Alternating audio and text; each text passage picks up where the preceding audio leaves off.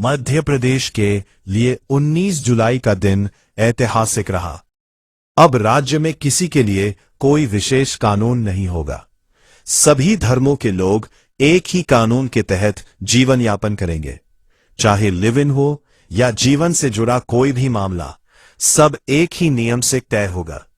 दरअसल मुख्यमंत्री डॉक्टर मोहन यादव ने असंभव को संभव कर दिया है।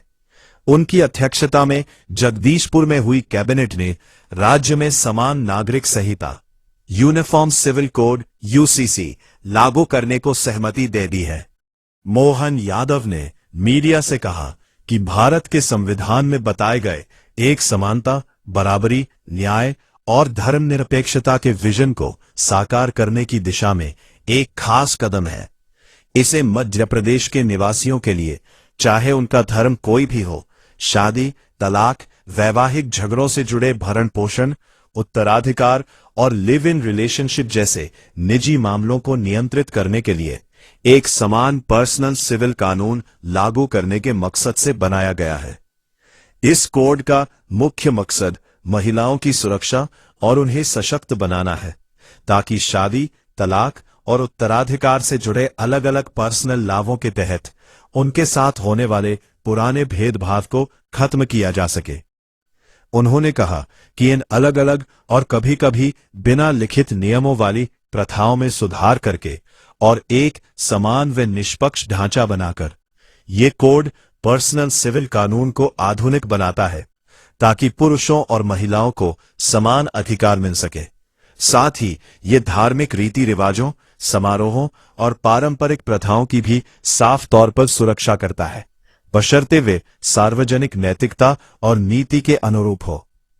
लिव इन रिलेशनशिप का अनिवार्य विनियमन। लिव इन रिलेशनशिप अनिवार्य रजिस्ट्रेशन। लिव इन रिलेशनशिप में रहने वाले जोड़ों के लिए साथ रहने की शुरुआत के 1 महीने के भीतर रजिस्ट्रार के पास लिव इन रिलेशनशिप का बयान जमा करना कानूनी रूप से अनिवार्य होगा। पार्टनर्स की न्यूनतम आयु 18 वर्ष होनी चाहिए। वे प्रतिबंधित श्रेणी में ना हो, पहले से विवाहित ना हो और उनकी सहमति स्वतंत्र होनी चाहिए। यदि कोई पार्टनर 21 साल से कम उम्र का है तो लिव इन के शुरू होने और खत्म होने की जानकारी उनके माता पिता अभिभावकों को भेजी जाएगी। रजिस्ट्रार ये रिकॉर्ड स्थानीय पुलिस स्टेशन को भी भेजेगा। गो सुरक्षा।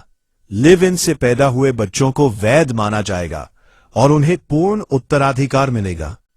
यदि पुरुष पार्टनर महिला को छोड़ देता है तो वह सक्षम अदालत के माध्यम से कानूनी पत्नी की तरह ही भरण पोषण, गुजारा भत्ता का दावा कर सकती है। बिना रजिस्ट्रेशन 1 महीने से ज्यादा साथ रहने पर 3 महीने तक की जेल या 10,000 जुर्माना हो सकता है। गलत जानकारी देने पर 3 महीने की जेल और 25,000 जुर्माना तथा रजिस्ट्रार के नोटिस के बाद भी बयान न देने पर 6 महीने तक की जेल और 25,000 का जुर्माना हो सकता है।